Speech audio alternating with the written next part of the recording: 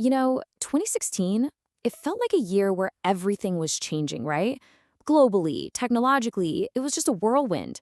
But what did all that change actually look like for real people, especially in the world of online education? Well, that's what we're going to dive into. We're going to follow the personal journey of an educator, Morton Flatt Paulson, and use his own experiences from that year to see how learning was evolving, one connection at a time. And this quote, this really gets to the heart of the whole thing. This story isn't just about new gadgets or software. Nope, it's about people. People who are creative, a little bit stubborn, and who are finding new ways to learn and connect, often against some pretty incredible odds. That's the real spirit of this journey. So, where do we start this journey? Well, we're going to the very edges of the map, to the remote communities of the North Atlantic. First up, we're heading to the Faroe Islands and Greenland to see how online education was becoming an absolute lifeline. Our first stop is this little village called Vágur in the Faroe Islands, and it was facing a huge problem. It was shrinking. The mayor, Dennis Holm, was watching all the young people pack up and leave, simply because they had to go elsewhere to get an education. So the big question was, how do you stop your entire community from just fading away? The answer they came up with was just beautifully simple, but so effective: the study lab. And get this, forget about some massive, expensive new campus. This was just a regular house, kitted out with some tech and counselors. It became this local hub that could connect villagers to all sorts of educational opportunities without them ever having to leave home. And did it work? You bet it did. In just its first 3 years, 800 people had used the Vágur Study Lab. When Paulson visited, he met 7 young women studying there, and 4 of them were pregnant. And that shows you the real impact, right? These study labs weren't just about getting degrees, they were giving people the hope and the tools to build a future right where they belonged. All right, so now let's hop over to Greenland, or Kalalit Nunaat. The challenges here were a little different. We're talking serious geographic isolation, crazy high internet costs, but the core idea was exactly the same: using tech to bridge these huge distances. While the Faroes had this awesome community-driven model, Greenland's projects were often kicked off by visionary outsiders. But the goal? It was the same: connect a scattered population. And you really can't talk about Greenland without understanding the culture. Nearly 90% of the population is Inuit, with these incredibly deep family ties to really remote areas. That makes leaving home for school especially tough. So you can see why distance learning was such a game changer, letting people study while staying connected to their communities. So these local stories are amazing, right? But they weren't just happening in a bubble. Let's zoom out a bit and see how the bigger professional networks were weaving all these individual threads together into this global tapestry of flexible education. This timeline for Flexible Education Norway, or FuN, which is a great name, it's like a mini history of the entire field. You can literally see the evolution just by looking at how the name changed over time. It starts with correspondence schools, think mail-in courses. Then it moves to distance education. And then, the key word, flexible. That journey perfectly mirrors the shift from paper and post to the dynamic digital world we're in now. And this spirit of change was absolutely everywhere in 2016.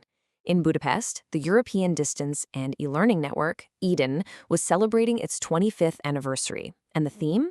Reimagining learning environments. You had 310 people from 37 different countries all gathered in one place to share ideas and really push the boundaries of what was possible. But this was way more than just a conference with a bunch of talks. It was a celebration of a real community. There were awards for the pioneers in the field, new programs to support young scholars, and deep dives into what were then hot new topics, like MOOCs and open badges. This is how a field actually grows: by celebrating wins, lifting up new talent, and always looking ahead. Okay, so amidst all this professional stuff, technology was also quietly rewriting the rules of our personal lives. And these two worlds, the professional and the personal, they were starting to merge in some really fascinating and totally unexpected ways. This quote comes from a pretty wild workplace, a 22-foot boat named Blauman. Paulson spent 12 days sailing along the Oslo fjord, sleeping out in the open air, all while answering student emails and planning courses. I mean, what a perfect picture of this new reality, right? Work and life weren't stuck in one place anymore. It was this incredible new freedom. But sometimes, this mix of digital and personal, it does more than just offer flexibility. Sometimes it changes everything. This question came from Paulson's adopted daughter, Andrea, during a very frantic phone call. What she had just found online was about to change their lives forever. What happened was, she had found her biological mother on Facebook, just like that. Something that once could have taken years of painful searching, if it was even possible at all, was now accomplished with a few clicks. It was a careful, super emotional process, but it was a journey made possible entirely by social media, connecting a family across continents. And how in the world did they communicate with all the language and cultural barriers? Well, with tools that we all use every day, like Google Translate and Duolingo. It's just such a powerful reminder that the same tech that was powering online courses was also enabling these deeply human reconnections, piecing together a family's history one translated message at a time. So, we've seen these incredible stories of connection, from these tiny villages to intensely personal family histories. Now, let's just pull the lens back one last time and put all of this in the wider context of what else was happening in the world during that very same year, 2016. And it was a year of profound upheaval. I mean, from the Brexit vote and the US election to political turmoil in Brazil and these horrific attacks in Nice and Berlin, the headlines were just dominated by stories that felt like they were pulling the world apart. But here's the amazing thing. At the very same time the world seemed to be fracturing on this massive scale, all these quiet, determined efforts in education were doing the exact opposite. They were building bridges. They were connecting people. They were creating communities across vast, vast distances. So it makes you wonder, right? In a world that's always changing, maybe the blueprints for a more connected future aren't found in the big, screaming headlines.